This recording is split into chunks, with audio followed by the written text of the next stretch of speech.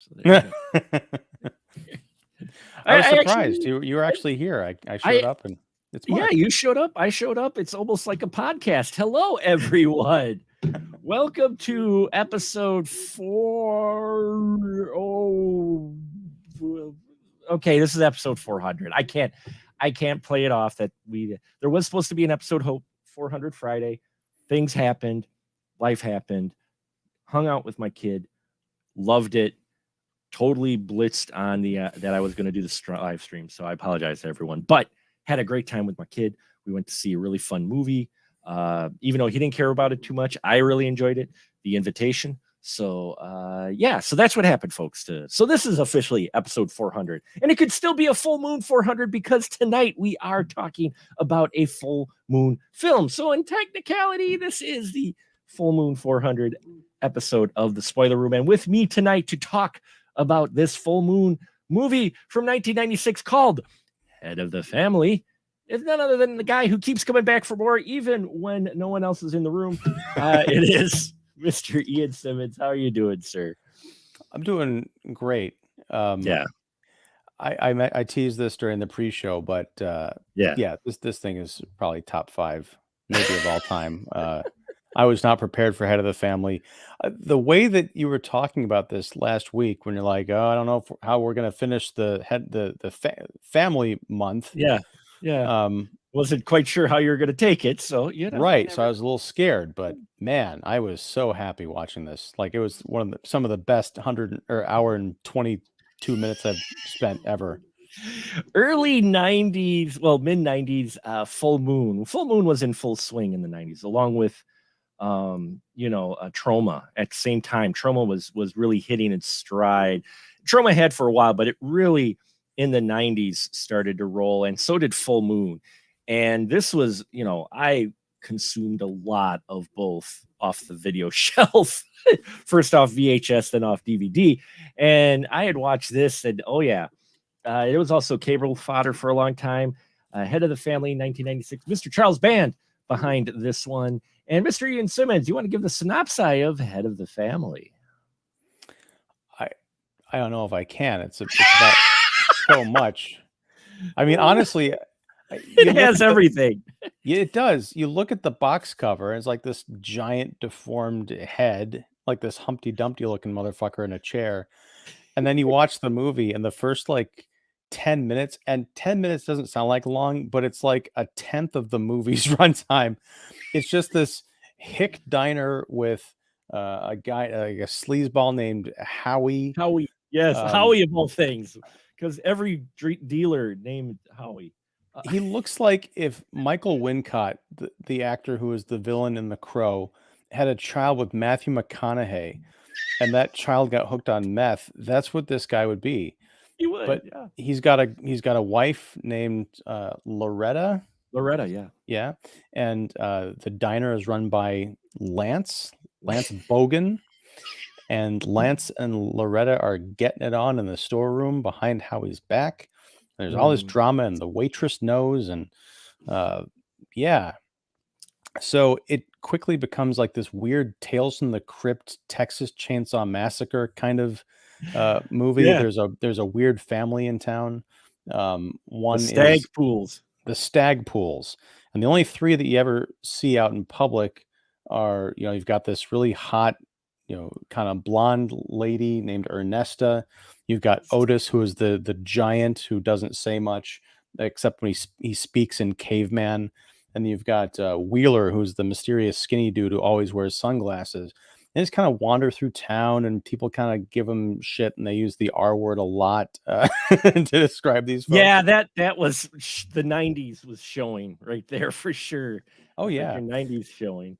But there's a 4th member of the family who is the giant head, and that is, oh my gosh, why am I blanking on his name? Who played the head? J.W. Para. No, but the Myron? Character. Myron, yes. Myron Stagpool. He has they live in this big house that has a bona fide dungeon where they keep the people that they've kidnapped so that he can do experiments on them, because he is a giant deformed head. He's got a psychic connection to his siblings because they're quadruplets. The Um, quadruplets, yes. right. So he can control them. They kind of have their own minds, but he can control them. So he's like, yes, whenever Otis is out beating people up, that's me. And whenever Wheeler is like snooping around, I can hear what he hears and see what he sees. And And smell what Ernest, he smells. Yeah, because he's smell the what he senses. smells. Yeah. And then Ernestina, well, we'll leave that to your imagination. I'm like, oh my God. Because she's like the sex pot enforcer. Yes. So Lance and Loretta devised this scheme to use this family to bump off Howie, make it look like a disappearance or an accident or something, so that they can be together. Again, it's a classic kind of Tales from the Crypt thing, and there's blackmail involved, but the tables get turned and then they get turned again and possibly even again. It's one of the craziest things I've ever seen. It's not a horror movie. It's not really a horror comedy. It's hard to classify. It's hilarious. And the writing, Charles Band wrote this along with Neil Marshall Stevens. I don't know why they didn't get an Oscar for this in '96, because most of my notes are just me like pausing the movie to write down what the fuck I just heard. It's amazing. It is. This film has it all. If you were looking for a prime example of mid-90s B movie exploitation fodder, this thing checks off so many of the boxes, twice or three times sometimes. Yeah, it's really amazing. But what makes this work, and it's, again, we've talked about this before with modern B movies or this next cult classic or whatever, is it's got a legit story. Mm-hmm. Like it's a solid story. It's not just to feature a crazy, goofy, awkward, monsters type of family, from hell. It's got a legit story, beginning, middle, and end, a narrative that goes through, and a plot and some twists, like you said. And I think that's what makes these earlier full moon films so appealing. Well, it's also a surprise because I don't know if it was the budget constraints or Mm-hmm. if it was just like this in the screenplay, but most of the third act of the movie, if you can even call it that, are just mind games between Myron and Lance. They're trying Yes. to out screw each other, Mm-hmm. sort of literally after a fashion. And then you bring Loretta into the mix. There is a basement performance of Joan of Arc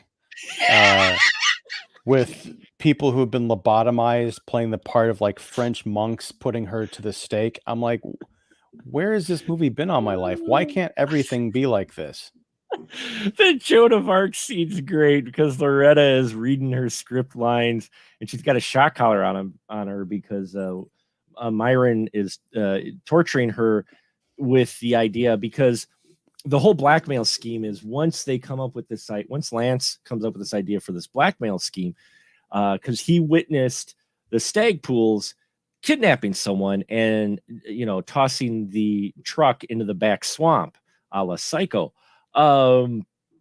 So he uses that knowledge to blackmail. He wrote up a letter and sent it to a lawyer, and the stag pools discover that lawyer and take care of that problem. But then he may have another lawyer. So in order to get Lance to confess rather than torture him, because he realized that's probably not going to do any good, they torture Loretta with the shock collar. But the added torture is making her do Joan of Arc, and she's got to read her lines. And the one guy played the priest. It's great. He's literally got the script on the staff so she can read the lines to it while he stands next to her doing his lines. It's like, thou stand not before men, but before God's chosen officers. I love those guys. And then the chorus guy too. I mean, they've got a 3-person cast here, not including Loretta helping with the Joan of Arc part. And we can say this because it's the spoiler room, but I mean, at one point, it's not a surprise to say Loretta gets naked because she's naked for like probably 80% of the 80%. time. Yes. Yeah. But she's completely naked. And when I say Mhm. completely, I mean completely. You're talking about checking boxes. But no, at one point they set the steak on fire. I don't know if it's the camera angle or what, but from a story perspective, I don't know how she wasn't a French fry by the time Otis Sooner. came to Yeah. Yeah. grab her. But even just from a practical, like filming the scene standpoint, I'm like, that looked dangerous. Like, and it's easy to look at this at the character of Loretta and say she's just this country bumpkin who's, just smart enough to manipulate, men with her feminine wiles or whatever. But as an actress, I thought she was just terrific. What is her name? Jacqueline Lovell. Yeah, Jacqueline She Level. actually, Yeah. yeah, Jacqueline Lovell. She actually did a number of softcore and erotica films earlier in her career, and I was reading up the bio on her and that, and she wanted to go to take her. She had fun. She said she didn't have a problem with doing those films, but she wants to do something else with her acting career now. But she was a talented actor. I mean, she is acting. She's not just what you might expect there for the, the visual whatever, because they found an actress who could get naked. She's got acting chops too, and she does act. She's playing a character the whole time, like especially when she's trying to win over Myron, because Myron's got Lance on the table, and they bring her in, and she starts playing her own mind games, though she uses she has a few more tools at her disposal.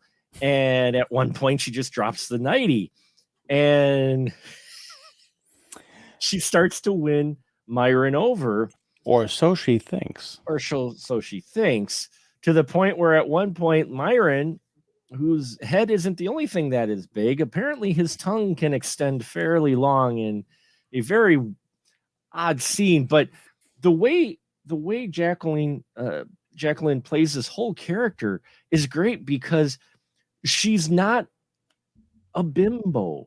She is actually a woman in control. She knows what she's doing when, she's very aware. She's smart. She, what knows the situations she's in, and she plays them, to her strength. She looks at where she does the advantages.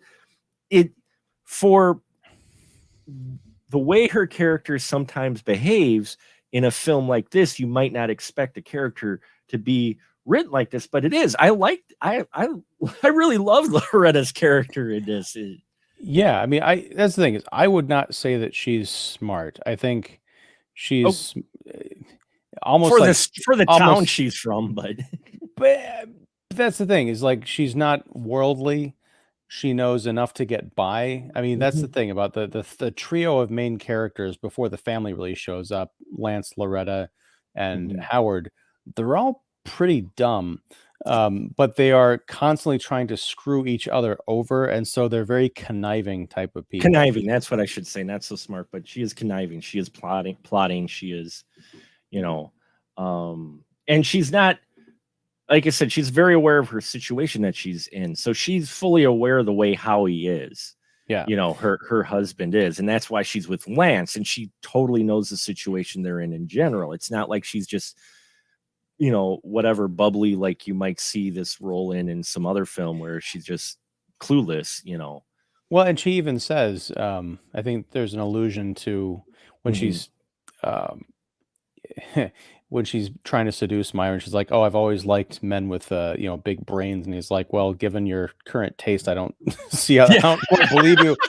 But you just kind of get the idea that she's making the most out of the prospects of this town. Like, Right. she's found the top two guys, and so there's probably a lot of dead fish at the bottom of that barrel.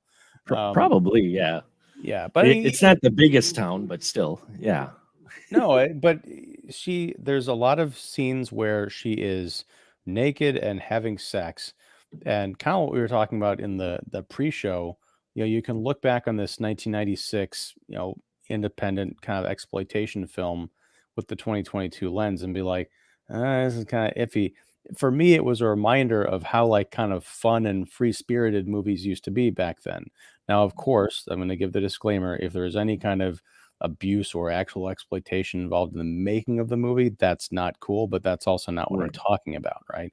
It's not just titillation for titillation's sake. they're actually having scenes where the characters are, plotting and figuring stuff out to move the story along. They just happen to be in the throes of like passionate, often very weird sex. Well, and I think that those scenes too. The thing is that they're equals. Her and Lance are equal. It's not like one is just in. There is this couple is familiar with each other. They know what turns each other on. And at never one point, I didn't feel like there's gaslighting or, like you said, some abuse or some coercion. Whew, coercion at all with on her Well, of her. They're very voluntary. It's well, I mean, that's the thing. consensual. Yeah, I was not talking about the characters. I'm talking about the Right. behind the scenes stuff. But the behind the scenes stuff, right? Yeah, right. You can, because often, often people are professionals and you can never tell. It's only 10, 15, 20 years later when you hear the, the tell all. right. It's like, The holy shit, tell-all. that's what was going on there. Yeah. But yeah, it's she's a fun character. I loved Lance because in the opening scene, it's very clear that Howie kind of has this power over him. He's got this power of a lot of people in the town. He's an extortionist, a bully, Yeah. whatever, but he's also a moron. He's sitting there at the diner table, like putting together a gun that he mail ordered in pieces. He's like, God damn it, I guess I should have spent that extra couple $100 to have someone put it together for me. But Lance is just this kind of, he's guilty because he had just banged Mrs. Oates in the storeroom, but he also has this kind of like Weasley lack of self-confidence. He's just going to let Howie come in and like take over half the business, which just means paying him extortion money every couple of weeks. But the next time we see him pretty much is when he's figured out this scheme to take Howie out, and it completely like he gets a confidence makeover. He's a completely different guy after the first scene pretty much. And it's a great transformation. That the actor who was at Blake Adams, which no offense, he sounds like a woman's name, but I mean, I'm thinking of Blake Lively, but no, he's great. There's so many great performances in this movie. I can't believe I haven't heard of it till now. Yeah, it's again. This is what turned the films like this is what turned people to Full Moon. Is stuff like this that are quirky, weird B movies, but surprisingly decently written. A fairly high production value. More than what you might expect, and it looks really good. Yeah, the talent they have in front of the camera is and behind even it is decent for the type of film. It's better than expected for sure, especially the performances in here. Yeah, you're right. Lance is great, and he does this transformation. And what's funny is there's a conversation between him and Loretta early on where she's just like, I don't know what the big deal is. Just go out behind the trailer, wait till he shows up, and pop one in his head. she's like very direct. She's just like, just take out. He's like, yeah, if we do that, there'll be a lot of questions. And then in the final scene, kind of jumping ahead, we see just how manipulative, she can be and how much of a survivor and a schemer she can be with, I guess I was going to say poor old Otis, but I don't even know if that's the case. But yeah, it's wonderful. The whole thing with the gate, the fence that they kind of put up this fake road sign reminded me of 2000 Maniacs. I thought about that too. I was like, wow, I don't know if that was a deliberate cribbing or whatever, but the other thing I was reminded of when we actually get to see Myron was the Dan Aykroyd makeup from Nothing But Trouble. Do you remember that? I remember Nothing But Trouble, unfortunately. I haven't revisited it since I saw it in the theater because I was so disappointed it was not the film I thought it was going to be. And I was like, what is this? I might like it better now. I haven't watched. But yeah, you're right. His makeup does resemble Aykroyd's in Nothing But Trouble quite a bit. Yeah, and honestly, I haven't watched it in a few years, but I recommend that movie because it's very strange. And I can totally understand especially in 1991, going to see this movie with Yeah. it's Dan Aykroyd, Demi Moore, and Chevy Chase, and what the fuck did I just watch? But I honestly think the reputation of it being a terrible movie and people kind of understanding what it is now might help you appreciate it a bit more. And that's the thing. I 40 some years, well, it would have been 30 years later, little 31 years later since the film came out. I may appreciate it more because I've developed a far more. I mean, I enjoyed quirky films when I was a teenager, but it was one that was too far out there. And then, you're right. The recognizable names of what I'm used to them seeing, it was so jarring. I think it just turned me off to that film because it was just like, I didn't quite understand. It's like, if it was a direct to video off the shelf from Full Moon with people I don't know, I probably would have maybe taken it better. But like, these are all actors that I knew very well from some fun comedies in the 80s. And what is this film? The only part I really enjoyed is the soundtrack because Danny Elfman, and of course the Humpty dance. Humpty is on there, with the Digital Underground. So that was my part. I enjoyed that part quite a bit. Well, speaking of Danny Elfman, the opening music to this movie, it sounded like, I wrote this down, it sounded like Danny Elfman and Bernard Herrmann raided Carrot Top's prop chest. It's so strange, like the clash of the sounds and then the weird sound effects. I think I heard someone scream like, "Ah!" And then like slide whistles and boop, boop. Like, and it comes back at the very end. Wow. It's that fun Full Moon music again, especially if you watched them in the 90s. The soundtracks were like that. I didn't look it up, but I bet you anything it was Charles Band's brother. I think he's done a lot of the music for Full Moon. May have done it for this. Yep, Richard Band. There you go. Richard Band did it, and it was underscored by Steve Morrell. But Richard Band has done a lot of music over the years for Full Moon, the synth music and such. That he kind did of Reanimator, right? Yep. Yeah, he's done a lot of the music for Full Moon, and usually it involves synth in that because of budget constraints. But yeah, he makes it fun. What I always liked about the Full Moon music, especially the openings, is one, credit sequences. I like credit sequences. I'm old school, but what can I say? But the credit sequences and the music really kind of set your early tone of maybe a bit of expectation of what you're into. And in this one, it's odd. It's kind of fun. It's lighter beat. It's got minor tones to it, but in general, you're like, oh, this is gonna be just kind of a quirky, goofy film versus something maybe a little more serious. If you listen to the theme to Puppet Masters, it's a more serious tone. Oh yeah, Whereas, great. That's a wonderful. I love the Puppet Master theme. It's a great theme, but it is more serious. So, here what you're getting into when the movie opens and the music. You're like, oh, I mean, the case literally has the picture of an oversized head in a wheelchair. Okay, it's like, can you really play this seriously? Well, that's the other thing, and it's the trap of marketing and advertising, because the way that they filmed the introduction of Myron is you don't see him, you hear his voice off screen because the truck driver, the family he basically puts up a fake sign to get this truck driver to make a wrong turn, end up right by their house. They knock him out. He wakes up in this bed, and then he sees like these freaks all around him and whatever. But then he hears this other voice off screen. He turns and he's like, and then you hear this like weird, calm voice kind of talking to him, but you don't see who it is. That, from a screenplay perspective and a directing and editing perspective, it's meant to be a surprise. But you already know what it is because it's on the box. I don't know how you get around that problem, but it would have been a really fun, kind of reveal, like if you were reading it in a comic book or something. Yeah, it would, but at the same time, I think part of the anticipation is seeing how they would do it.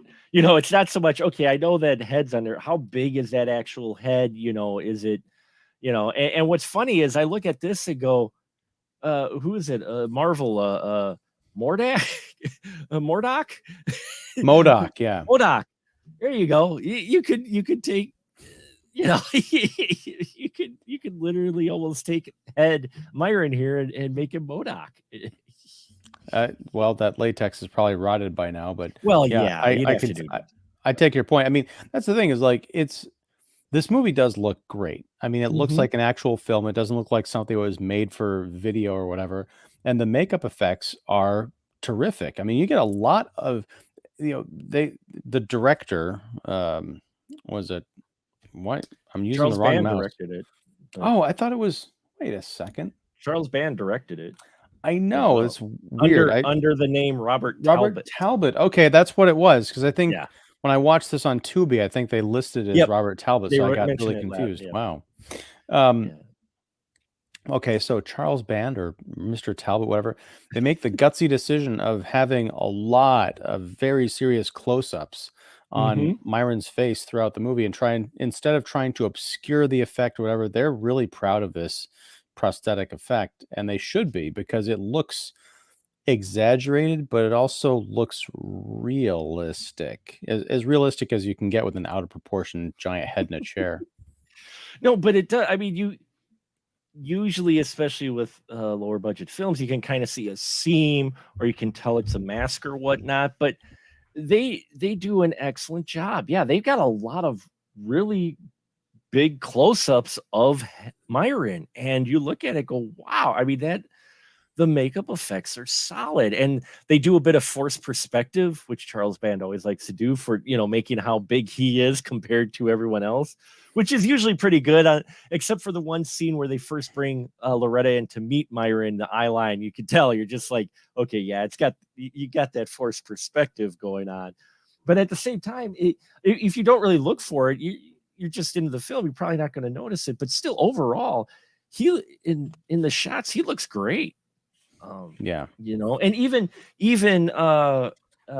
what's his name with the eyes, Wheeler, when he takes off the glasses, he looks like he was on Mars, but actually escaped just before his head actually popped. It's just his eyes never went fully back in.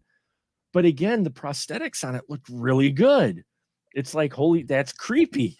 And then even the vegetative people that they were doing experiments on, the special effects on them, like Howie, he's missing an eye and he's got part of his scalp showing, and it looks like he's missing his eye. Yeah. And it's nice because, earlier on we see the dungeon kind of like Yeah, walk through, but we don't see it's more artistic in its presentation, I guess, yeah. because we see some details on some people, but we don't see others. Mhm. It's not a showcase like the Myron effect Mhm. is. And on top of that, I can't think of another movie where there was a dungeon with people like trapped in it or whatever, who had been kidnapped off the road, like House of a Thousand Corpses or whatever, Yeah. that had this kind of tone. It's not creepy. It's not like you get the feeling there's going to be like a revolt at the end and they're all going to get, the family's going to get attacked by these things that they have in the basement. But it's not exactly comedy either. It's, again, I don't know how to classify it, but it totally works. It does work. It works with the rest of the tone of the film, which is, I don't know how to classify this tone of this film because it's quirky, I guess. Yeah, you've got these people who have been experimented on, but it's handled in such a way to where you're right. It's not heavy. It's not like dark, and you don't have people still strapped to whatever painful rack or whatever. These people have already had experiments done to them, and it's almost like an asylum. Like when you look at, you know, a movie where they have the insane asylum and they have everybody in the rec room. It's kind of like that, only everybody, they're either in such a state they don't realize what kind of predicament they're in or whatnot, but no one feels like suffering. I mean, they don't realize they're suffering, but at the same Yeah, time, because they've all been, pretty much lobotomized. lobotomized. It's Yeah. like Rob Zombie's, One Flew Over the Cuckoo's Nest, Yeah. complete with the one girl who I guess it turns out, and I love this because there's a girl that we see during this kind of initial walkthrough. Yeah. She's just sitting on the ground saying, "Snow, snow, snow." they're like, what the hell is that? Later, it Right. turns out she was the original Joan of Arc actress, but she's become unusable because she won't stop talking about snow. But snow. It's a nice little detail. It's a fun callback, you know? So Yeah, good. it is a fun callback. And even the torture with Lance, we don't really get torture. He gets put on the rack, he gets hung upside down.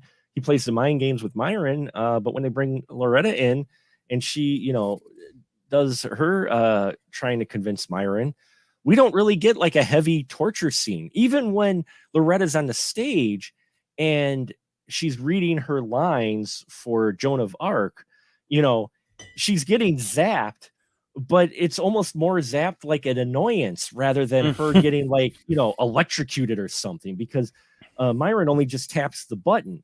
So it just zaps. She's like, ow, okay, fine. Like this annoyance more so than say a martyr's type of torture or something. You know what I'm saying though? It's the way they play this is very interesting in a very good way, because it's something that you can not necessarily feel horrible about, even though it might not be the best thing happening, because of the tone of this entire film. It borders on where it could have gone too heavy or whatnot, and it never quite gets there to where it just stays playful. Right. I mean, like we've had so many ripoffs of the Texas Chainsaw Massacre, Mhm. even from within its own series and sequels and Yeah. prequels and remakes and all that other stuff. But what I loved about this is they took that kind of concept of like the family that's got, Right. torture and weird shit going on in the bowels of their house, but they turned them into actual like people and gave them these weird Mhm. kind of ideas. Like the Joan of Arc stage, John Wilkes Booth performed Macbeth on this stage back in 1856 or 59. Yeah, Just then he makes a comment about Lincoln. He's like, well, that was before he shot Lincoln. yeah, he's like before or after.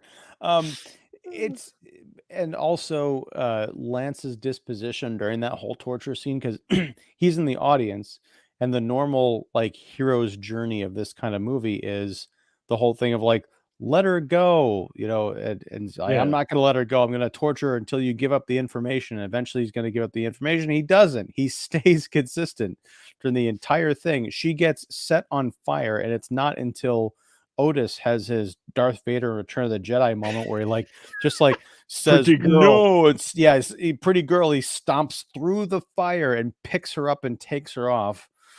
And then all hell really breaks loose. Yeah. It's a bonkers ending. I mean, Well, did what's even funnier is they're going to set fire on the stage, and Lance even says, "Oh,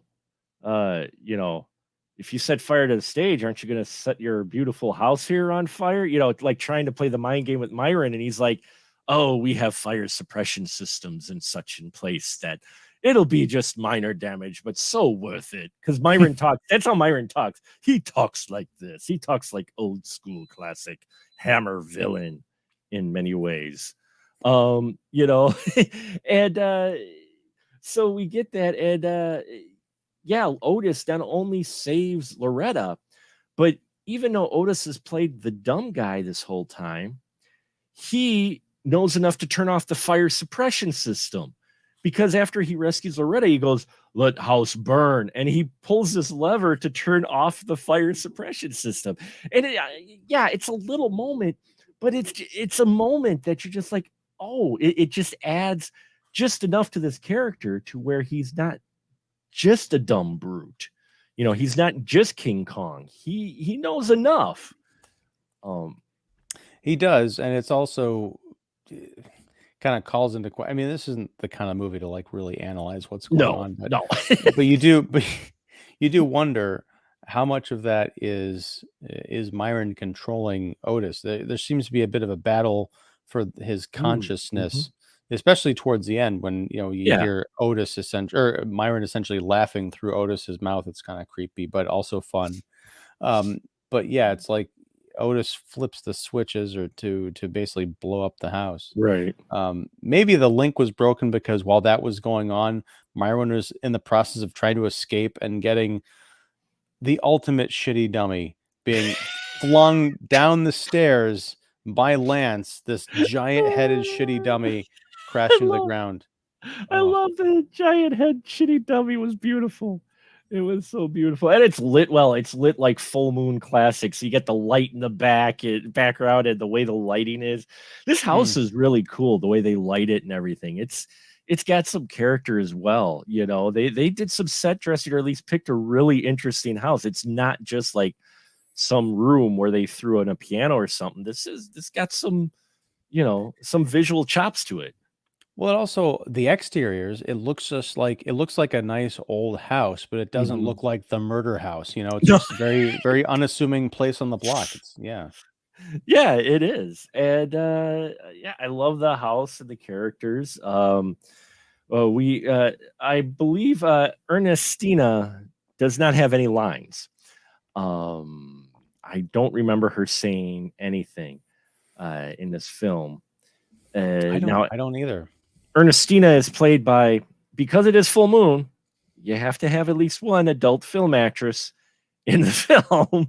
And you have one here. She's played by Alexandria Quinn, who had done some B movies and a lot of B movies.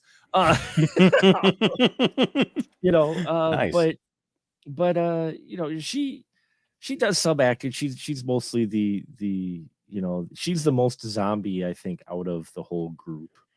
But they do oh no, she does talk because she talks to Lance.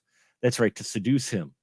That's how they Alright, like capture him. he literally, like, goes around the corner of, in the house and yeah. Yeah, because he's in his apartment and Loretta is at her place. And so they first Ernestina shows up and of course seduces him. It wasn't that hard. I mean, Lance gets seduced by a I strong wind, I think. I But beg to differ, Mark, because they get well, right to it. well, okay, they get right to it. So And that and was another Otis, great yeah. yeah, that you were just about to say it, but there's a great shot of kinda like Lance's POV where Ernestina is riding him, and Yes. then, like, he's looking up and you can see, you know, the goods, but then all of a sudden you see from all over the shoulder, like, this mop of blonde hair and a giant fucking fist coming right at she the camera, yeah, knocking him out.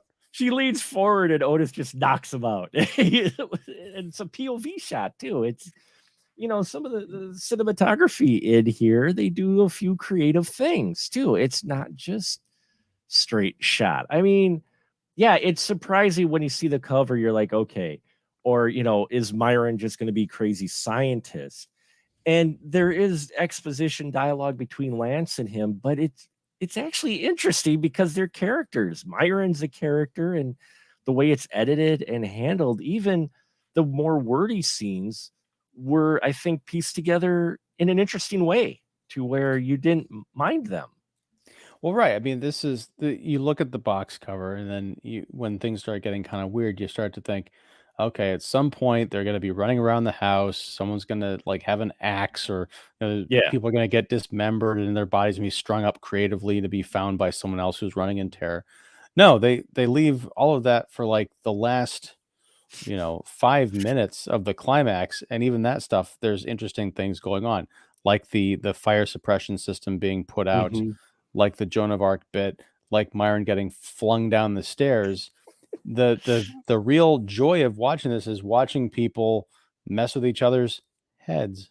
Yeah. Yeah, I mean, there's a lot of banter back and forth and a lot of interesting, like, simple, like, middle school chess games, but nonetheless, middle school mind chess games, you know?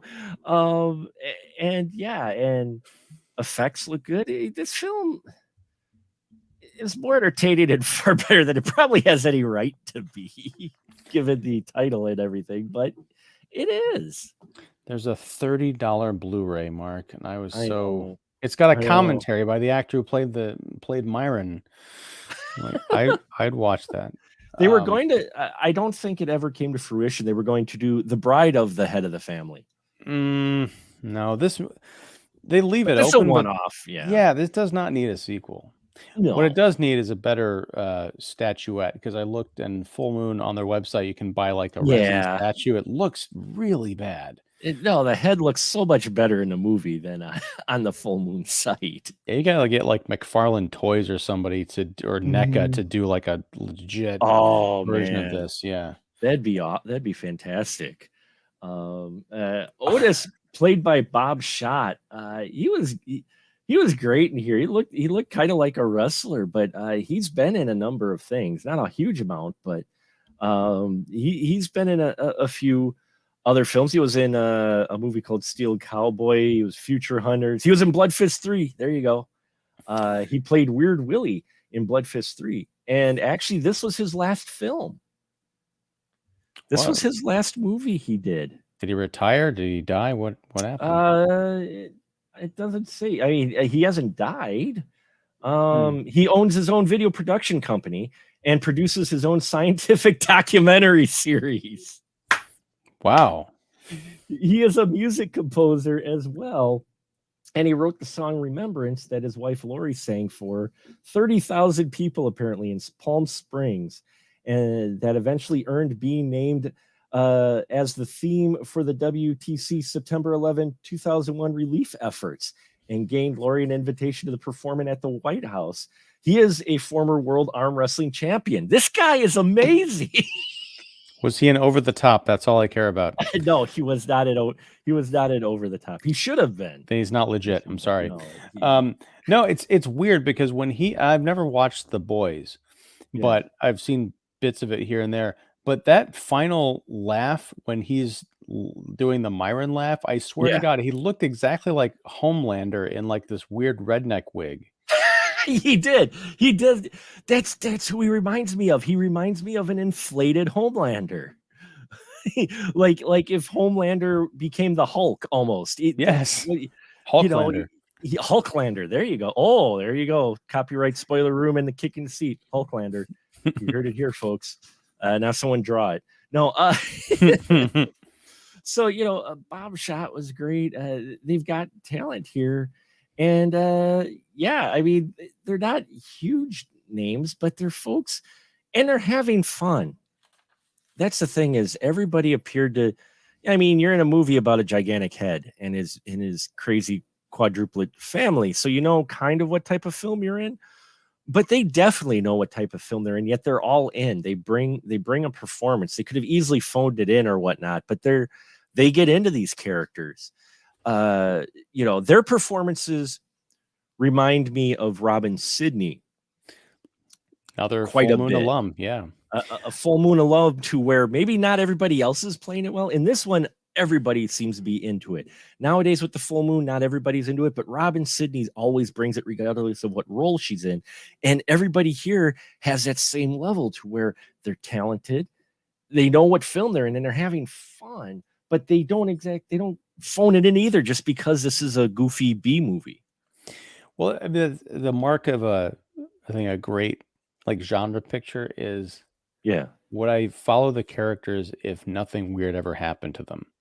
And that's the case with this. Like I said, that first 10 minutes, I'm like, is there gonna be a giant head in this movie? Because I'm just watching this weird love triangle in a diner, but I'm all for it. There was a point where I was like, I could just watch these people try and work out their weird extortionist nonsense for 90 minutes and totally be happy about it. But then when Myron and his family show up, I'm like, oh, it just gets better and better. Yeah, and the Stagpools themselves, I mean, they're characters that I just want to see this family in action. I want to see them have Munster type situations. This is literally like a Munster family almost. Or X-Men. I mean, at one point, Wheeler, Myron gets the better of Lance by sending Wheeler out to spy on him, because they've got that psychic connection, and Wheeler can essentially hear through walls. So yeah, they're like just deformed X-Men. It's great. They're true mutant X-Men. Wheeler wasn't really in a whole lot. He was in 5 films. But yeah, he gets to be eyes and ears literally for Myron, and that's how they discover the first lawyer, which again gives you the idea of the tone of this film, because they show up because they're going to take out the lawyer. Otis and Wheeler, and they go get a ticket from the, and that's where we first get that Otis kind of catches, pretty girls catch his eye, because he literally said pretty girl when he saw her there. But even when they get to the lawyer and they do a bit of a torture scene, even the torture scene, you're just like, you're not like heavy, like, oh my God. It's like, done a bit humorously. It is, but there's also a nice surprise to it, because I didn't think they were going to snap the guy's neck. Oh yeah.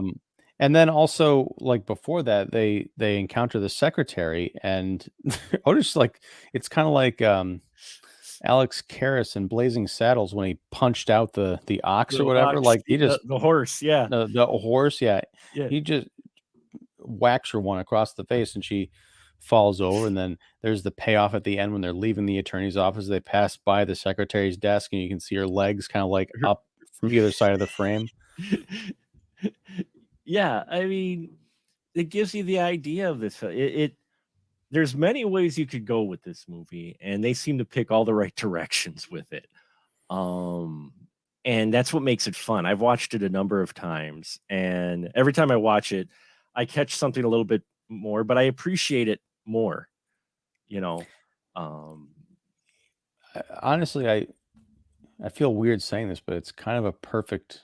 I mean, for what it is, it's kind of a perfect movie. There's nothing I would change about this It's a perfect B movie. If you're looking for a B movie, why it's movies like this are why I watch B movies. It is. It's movies like this why I've watched over my many years films like this from Troma and from Full Moon, because you get a lot of Evil Bong 420s, but then you also get films like this. And when you get films like this, it just motivates you to keep watching the libraries, because you'd like, well, if there's one, there might be another one in here that's just as fun and good and just hits all the right notes. And that's what Head of the Family does for me. But how's that ratio? I imagine it's probably 4 out of 20 are actually good. It's a skewed ratio. Don't get me wrong, but at the same time, and I enjoyed this film a lot more than I'd say the first few times I watched it, but definitely watching it this time, I was like, I picked up on a few more things, but and how it was done, and just I really liked this movie. Well, I mentioned that I had written down a bunch of lines. I'd just like to go through a few of them. Oh, please. I was going to ask you about which lines. Yeah. Keep dancing, Scarlett. Keep dancing. That's what Lance said to Loretta. She asks to be called Scarlett while they're having sex. And dancing means, keep having sex with me. Yes. Lance at one point says, careful is my credo. I wrote that one down. I think somebody already has candy lips. Let's see. Did you? I wonder if you wrote down my favorite. I've got one that I wrote down that is said by Myron. I don't know. I did get Lance saying in the middle of sex, of course, because I don't think I need to say in the middle of sex, because that's, again, like pretty much every one of their interactions. Scenes, yeah. Right. At one point, Lance says, Howard's coming. And Loretta says, so am I. Yeah, that's true. Most of the conversations between Loretta and Lance are while they're having sex. Their conversations, their plotting, their discussions of many things happen while they're having sex. Everything from how they're going to kill off their husband to proposals to ring shopping. Ring shopping. He thought quick on his feet. Got to give him props there. Only a dummy slaughters the milking cow. Mm-hmm. Don't get up, Myron. I'll show myself out. I'll cut that little grin right off of his face. Can I give what one? was the one that you? Yeah, let's see if we match up. It's the equivalent of your ego is writing checks your body can't cash, I think it was, or whatever that they said in Top Gun. However that line went, it's similar to that. But Myron at one point is looking at Lance. It's near the end, and he states, "Every word is a deposit into the pain bank. You soon will be making a withdrawal." Yes. I love that line because the way Myron delivers it, it's just so perfect, evil scientist. And I love that whole phrase, the way he delivered it. It's beautiful. It's exquisite. As is Lance's line, you can go fuck yourself if you do and have, in fact, have a dick to fuck yourself with.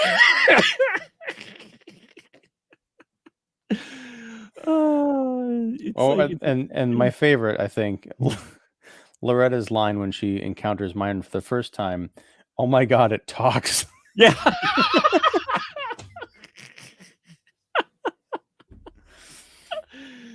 Oh, so fun. So fun. Yeah, I don't know what it was about this viewing this time. I enjoyed it a lot more. And there you have it, folks. Head of the Family. Infobomb says he had never heard of this film before. You should seek it out, Robert. If you like early good, the classic Full Moon, you know, and you enjoy B movies, it's got everything, literally everything. And you can watch it for free right now on Tubi. Yeah. Tubi.com. You got to watch I think there's 4 commercial breaks or something, but they're less than a minute a piece, so it's not a big deal. Or you can buy the Blu-ray or DVD sight unseen, and I guarantee you will not want to return it. What I love about watching movies on Tubi, it's almost as entertaining as the film itself on where they decide to put the commercial breaks. Because, like when you watch a TV film or you watched the TV edit of feature films, they went through and they edited the phase out. Every 20 minutes, you would cut and it would kind of fade a little bit or whatever. Just a little fade or something. You get the commercial, you're like, oh, okay, I'm ready to go get the popcorn. Here on Tubi, you'll just be watching, and all of a sudden a little pop-up on the upper corner will say, your ad's coming in 10 seconds. And then there's a countdown, and it'll be mid-cut in a scene. So you'll literally be going from one scene to another, and just as it's cutting, boom, a commercial for Hims or Hers, which my wife and I had a discussion about the other day. We noticed, we're like, why is it the Hers medication ad is geared towards their anxiety med, while the Hims commercials are geared towards ED and performance in bed? And I'm like, well, because they know their audience. No, especially during Head of the Family, right? Oh yeah. Did this scene with Loretta not do anything for you? Then you might need Hims. No, just in more senses of the word than one.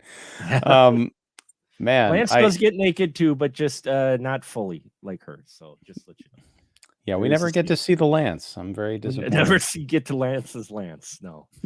I'm all for equal opportunity nudity, and you don't get that, especially in the 90s, but you should. You should have. I mean, now you do get a little more of it, but it's shocking because she gets there's nothing left to the imagination. I'm like, can they do that? And I'm like, of course. I mean, this is 30, 25 years ago. Things used to be different. What was interesting about it too, though, is that it's almost in some films, and that especially when one or both partners are getting naked, the way they cut it or whatnot, it's like, they kind of take it off slowly or whatnot.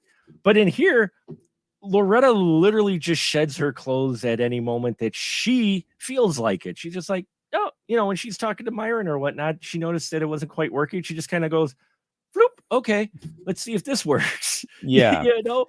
But she doesn't do it like, ooh, or what. It's almost like an afterthought. Like the clothes are just there, and she's like, okay, Yeah, my one, and it's been a long time since I've been that young, but the amount of screwing that these people do. Oh my Lord. Because this movie does not take place over the course of that long a time, I don't think. But there's more sex scenes in this than in the room. It's a week. There is a week time between Howie disappearing and them acting like she's sad. There is a week time because they mentioned he's been gone a week. With that much activity, Lance should have looked like one of those lobotomized creatures in the bottom of the basement. Is Andrew Dice Clay once said you would have been pulling out knee cartilage by the third one. They do a lot. Like I said, nearly every one of their conversations, except when they're driving home talking about taking out Howie, they're being intimate with each other. I It's think that almost, was after they had that was them and coming that was home after, from yeah. having sex in the car. It was almost like it was the routine for them. I mean, there wasn't really, soft lighting or anything or sax or whatnot.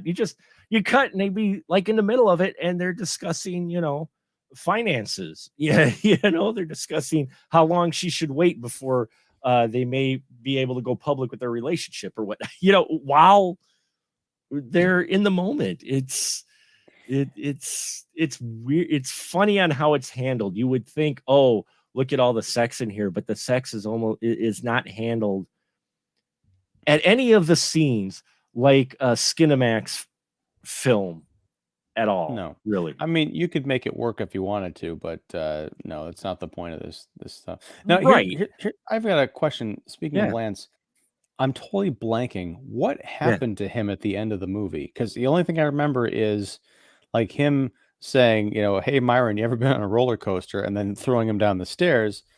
And then I remember Otis and Loretta getting away and then getting married and everything. What happened to Lance? Was he still I- in the house? He was still in the house. I forgot. I don't think it was Wheeler. I forgot who it was that went after him. I blanked actually what happened to Lance after, because it's very fast. I mean, it's like the last 5 minutes of this film just fly. Like, wait, what? Wait, what? Yeah, because I don't remember him, like, they don't cut back to show him escaping or like, whatever. No, he runs into Howie. That's how we see what happened to Howie, because Howie shows Yeah. up with one eye and a scalp while the fire's burning and Lance is trying to leave. And I forgot I don't know if Wheeler got him or Ernestina may Well, no, have because got him. Ernestine Oh was no, Ernestina, at she the got, bottom of the that's right. stairs, kind of nursing Myron after he Right, fell. right. Yeah. So I think Wheeler may have got him. I'm not sure. I think he took Got out knocked out. Wheeler because That's right, they yeah. had that fight. So yeah, maybe that's Yeah. where the sequel would have picked up. What happened to Lance? Maybe he is the Whatever bride happened of to Lance? the head of the Maybe family. he's the bride ahead of the family. I know. I saw a poster for Bride of the Head of the Family, but saw no IMDb or anything.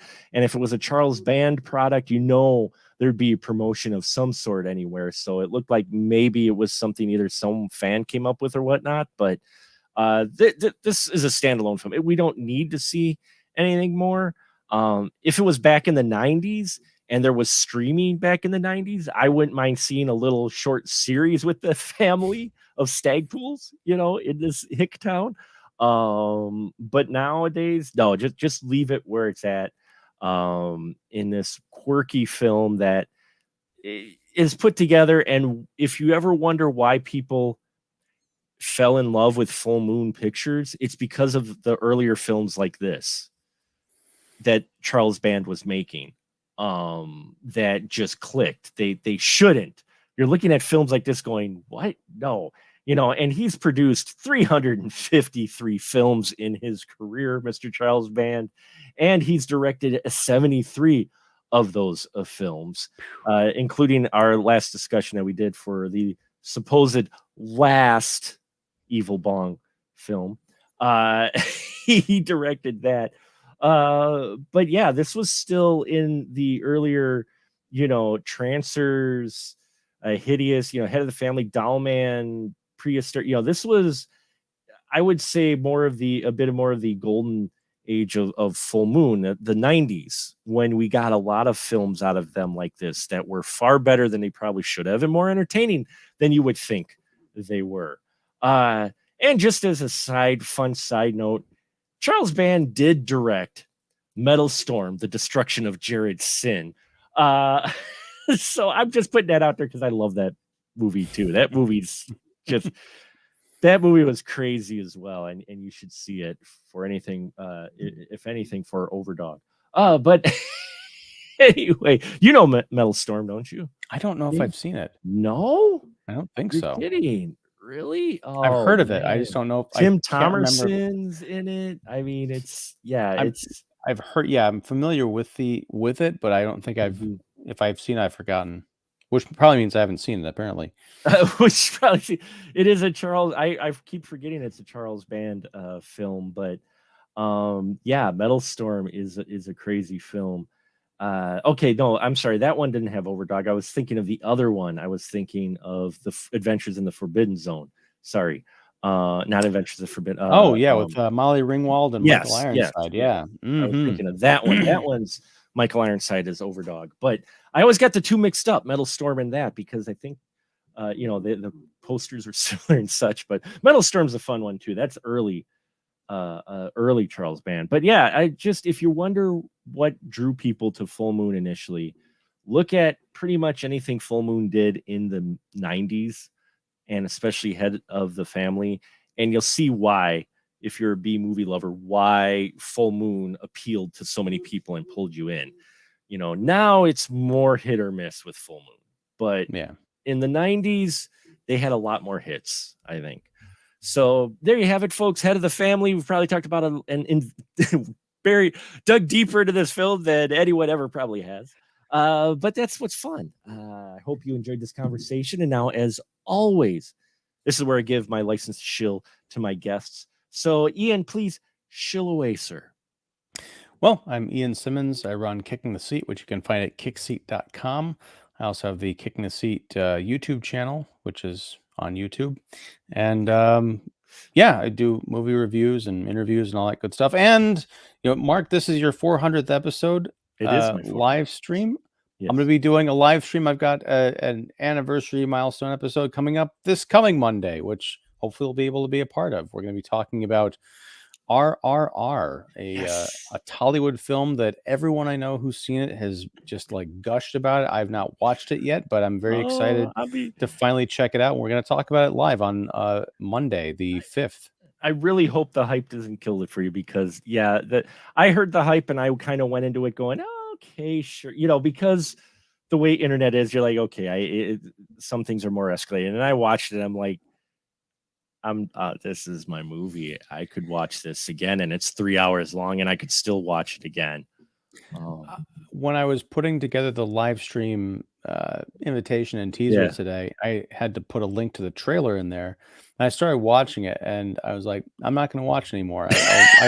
Because whatever it was I was seeing, I had no context for it, but it looks so beautiful and fun and cool. I'm like, I don't want anything else until I press play. No, you don't want to watch anything else. You go in fairly cool. I watched the trailer. That was all I watched. I didn't watch anybody's reviews or anything. I saw people comment about how it was awesome, but I didn't watch full reviews or read anything or look up anything else. I just went into it because I had about 3 hours. I'm like, okay, I got to see this. And then I came out of it going, man, I should have watched this sooner. So yeah, it should be a fun conversation. Hopefully I should be able to make that next week. I hope so, because I've been meaning to talk about it to someone. And I may just watch it again. I don't know. Yes, it's a 3-hour movie, but I'll watch it again. Hey, I watched Titanic 6 times. So, I'll watch this. I only watched Endgame twice, and that's all I needed to really see it. I watched that once. I liked Infinity War better. But in any case, that'll about do it, folks. Thank you so much for watching. We got some great stuff coming up next month. It's going to be It's So Lifelike, where we have horror and art collide, where we're looking at a number of films, some classic stuff. So you'll want to tune in for that. Look for the schedule on specialmarkproductions.com. We have the schedule there of the days and what movies we will be watching on what days. So thank you so much as always. And now we'll just say a good night, everyone. Snow.